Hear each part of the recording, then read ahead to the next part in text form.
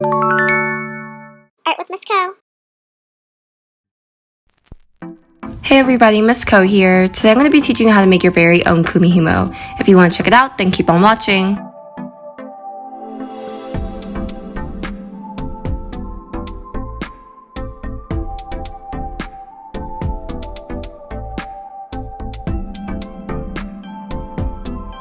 Materials you need: cardboard, Sharpie, some scissors, and multiple colors of yarn.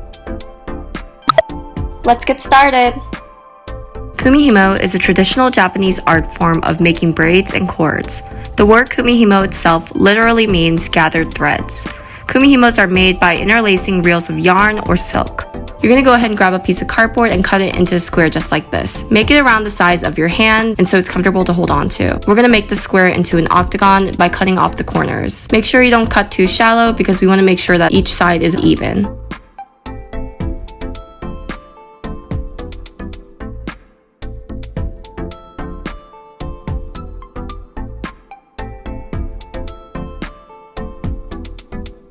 Once you have all of your sides cut, you want to go ahead and get your scissors and make 8 slits on your wheel. Make sure to place them around the middle of each side and make them about an inch deep.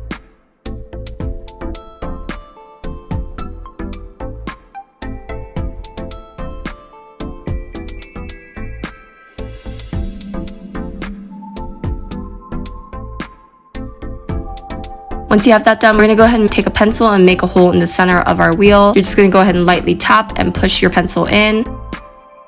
Make sure not to press too hard or to make the hole too big because the yarn will just fall through.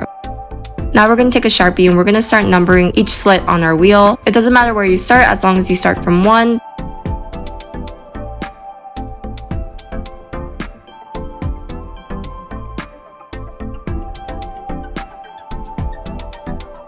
Altogether, you should get up to number 8.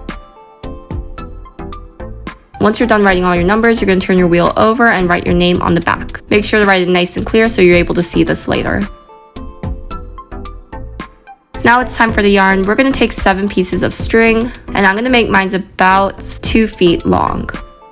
I already have mine cut here, but as you can see, I'm going to line them up and make sure they are all even. And you want to make sure to grab lots of different colors. This way it makes your Kumihimo look way more interesting and fun. Once you have all of your strings tidied and straight, you're going to go ahead and make a knot. I'm going to take my string and I'm going to hold it and make a loop just like this. I'm going to get the short end of the loop, pull it over my long end, and tuck it under like I'm tying a shoe. Make sure to get all the little pieces of yarn through and to pull tight. Once you have your knot, we're going to go ahead and press this knot through your Kumihimo wheel. If you're having a hard time, go ahead and grab a pencil and gently guide it through.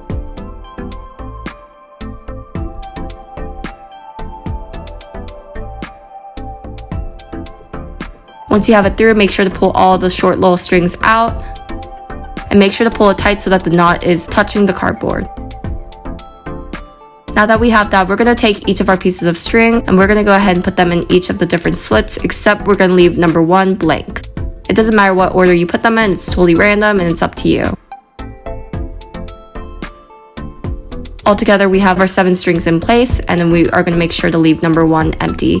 Make sure to comb all the tangles through so that your string is nice and loose. And we're going to get started. So number 1 rule in Kumihimo is that the empty space is always going to face your stomach.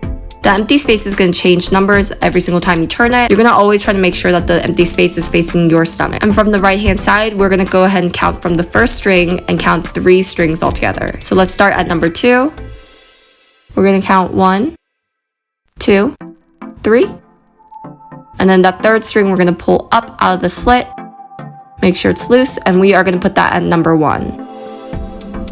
What was the rule, guys? The empty space should always be facing your stomach, so you got to turn your wheel. Same thing again, you're just going to count 1, 2, 3. Pull out that orange string from the slit and move it into the empty space. Turn your wheel once more and you continue from there doing the same exact thing.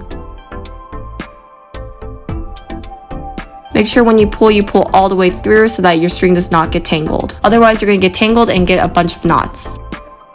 Try to think of it like you're combing a lady's hair. You want to start from the top and go all the way to the bottom.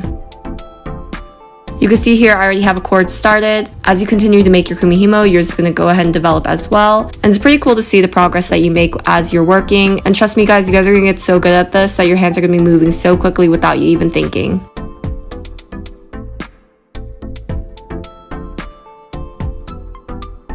Once your yarn becomes too short to knot, you're going to go ahead and finish off your Kumihimo. I'm going to pull out all of my strings from my wheel.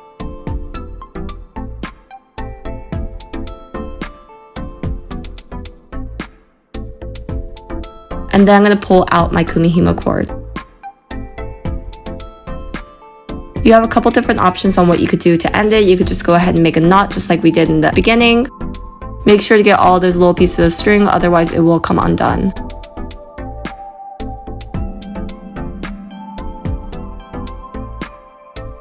You could go ahead and take each end of your Kumihimo and then knot the knots.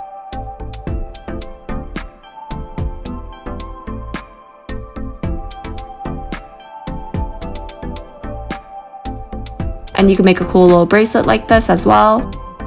You can adjust it according to the size of your wrist, and you can cut off the extra string if you would like. All finished! I hope you guys had fun making your own Kumihimo cord. I know I really love this project myself, and if you guys did make one, make sure to go ahead and show me. I would love to see what you have.